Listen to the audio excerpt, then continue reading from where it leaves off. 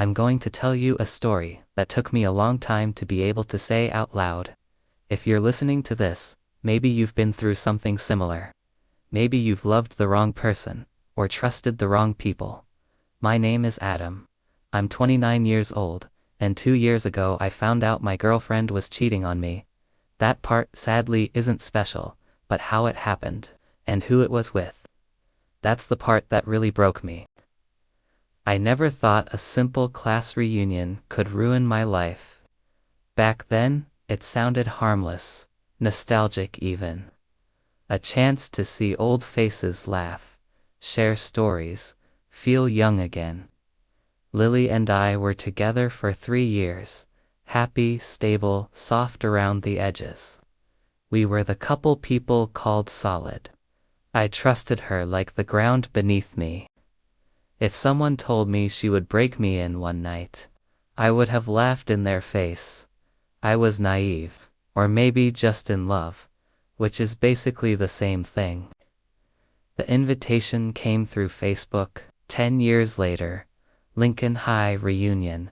Drinks, music, memories. Lily wasn't excited, but she seemed curious. She asked if I would mind if she went alone, since I didn't go to that school. It made sense. I didn't belong there. Still, something in her tone felt uncertain. I want you to have fun, I told her, and I meant it. But now, looking back, I realize I handed her the knife she later used to cut my world apart. The night before the reunion, she tried on 3 dresses, asking which one looked better, but not waiting for my answer. Her excitement felt sharp, unfamiliar, not like nervousness, like hunger. I pushed the thought away quickly. The next morning, she spent longer getting ready than she ever had for a date with me. Makeup precise, perfume sweet enough to choke angels. A dress that hugged her like she wanted to be noticed. I told her she looked beautiful. She smiled like she already knew.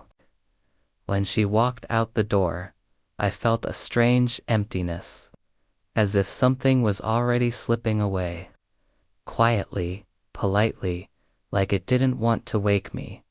She texted updates at first.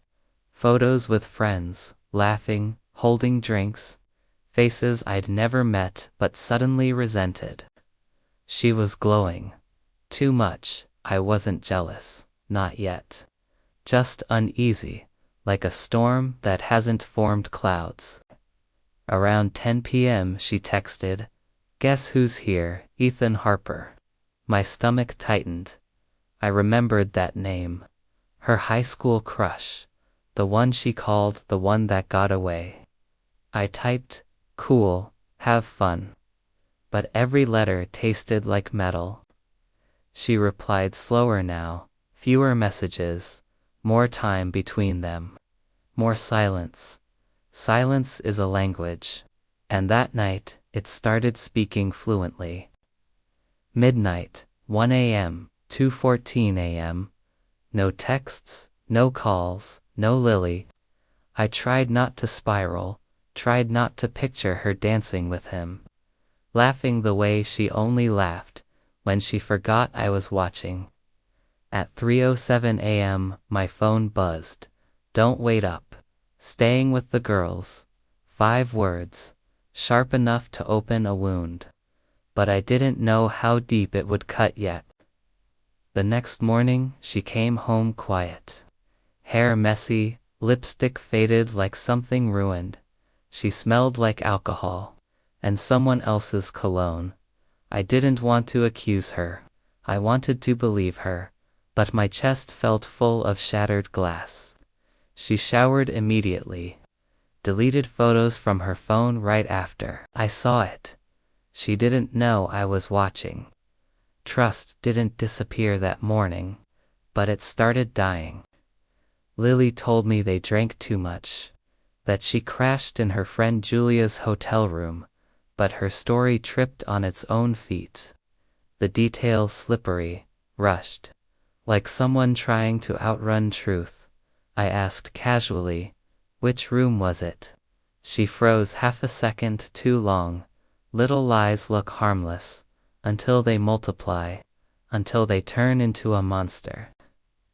A week later, someone messaged me on Instagram. A girl I didn't know. You don't know me, but you should hear this. My breath stopped. Your girlfriend wasn't with Julia that night. Blood roared in my ears. She was with Ethan. Everyone saw. I stared at the screen like it was a loaded gun. One reunion, one night. One man she never really got over. That was all it took. I showed her the messages. Her face fractured. Panic, guilt, fear, all fighting for space inside her eyes. She didn't deny it. She didn't even try. She just cried. Like tears were supposed to glue the pieces back together, but you can't unbreak trust. It doesn't snap, it shatters. She told me she kissed him first, that they talked for hours, like they were rewriting old timings, like I didn't exist in any of them. One thing led to another, she said. But betrayal isn't one thing. It's 100 choices in a row. She chose him. Again and again. I asked her if she would have told me, if I never found out. She looked down. Silence. And silence is worse than a confession, because silence is truth with no courage. In that moment, I realized honesty was never lost. It was surrendered. She didn't trip into betrayal. She walked there with open eyes, and I was left holding a future she had already abandoned. I told her I needed space. She packed a bag slowly, like she hoped I would stop her. I didn't. The door closed softly, the quietest sound my heart ever felt. Her absence settled into the house like dust, visible only when light hit it right. I kept wondering if love should hurt like this, or if I had mistaken attachment for loyalty.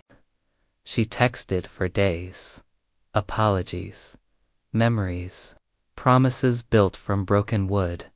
But betrayal doesn't rewind. It only echoes.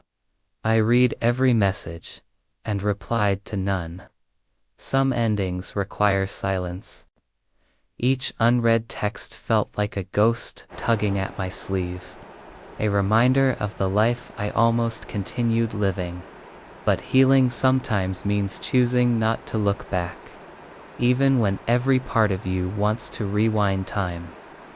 A month later, I saw her in the grocery store. Her smile flickered like dying light. She said hi softly, like we were strangers, who remembered each other in another life. Maybe we were. She walked past me, and I didn't look back. Sometimes healing is facing the person who broke you, and feeling nothing.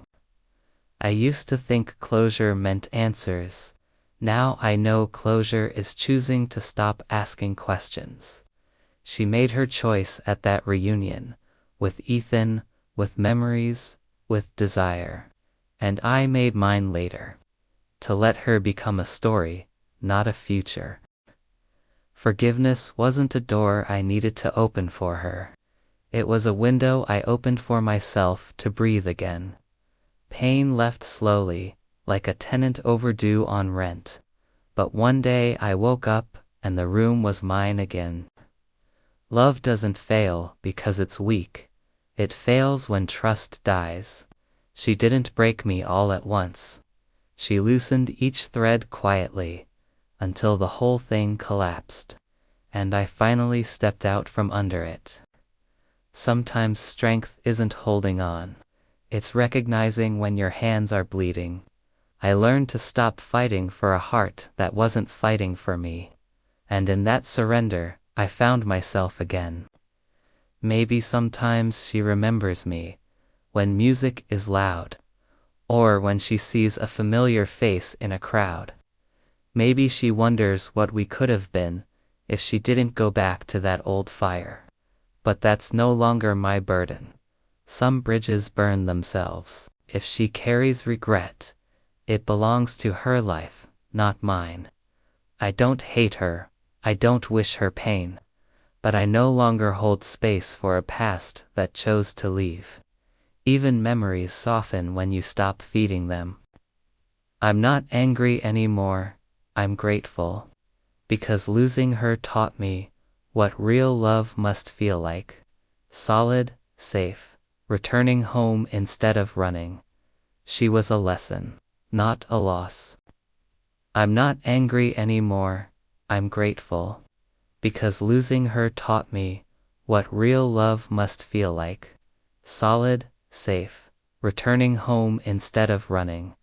She was a lesson, not a loss. Now my heart doesn't shake at shadows or old names. I trust slower, love wiser, breathe easier.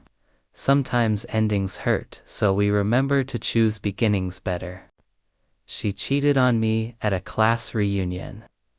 One night rewrote 3 years. One choice exposed everything trust had been hiding.